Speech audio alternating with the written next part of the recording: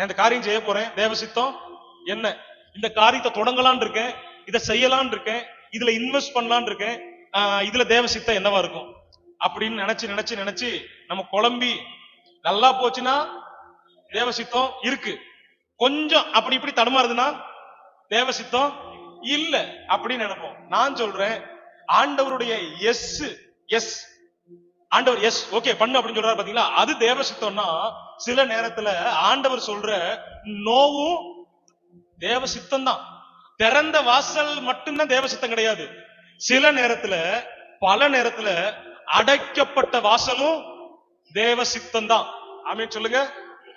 ஒருவனும் கூட்டக்கூடாதபடிக்கு திறக்கிறவரும் ரெண்டையும் பண்றாரு. அதுலதான் அண்ணா அழகா சொல்லுவாங்க, தேவன் யாரு கொல்லுகிறவரும் உயிர்ப்பிக்கிறவருமா இருக்கிறார். ரெண்டுமே நம்ம பார்க்கணும். அப்போ நம்ம திறந்த வாசல கத்தர் வச்சுட்டாருங்கோ, அதனால தேவ சித்தம். பக்கத்துல உள்ள அப்படி சொல்றானே, எனக்கு வாழ்க்கையில அடைக்கப்பட்டிருக்கேன்.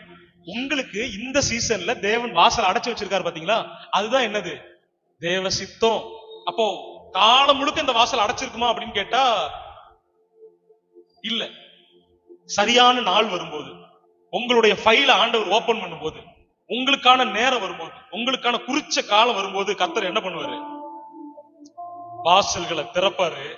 அப்ப நீங்களே நான் உள்ள போக மாட்டேன், நான் வரல ஆண்டவரேன்னு சொன்னாலும் உங்களை கையை பிடிச்சி இழுத்து கொண்டு போய் கானானுக்குள்ள விட்டுருவாரு. ஆமென் சொல்லுங்க.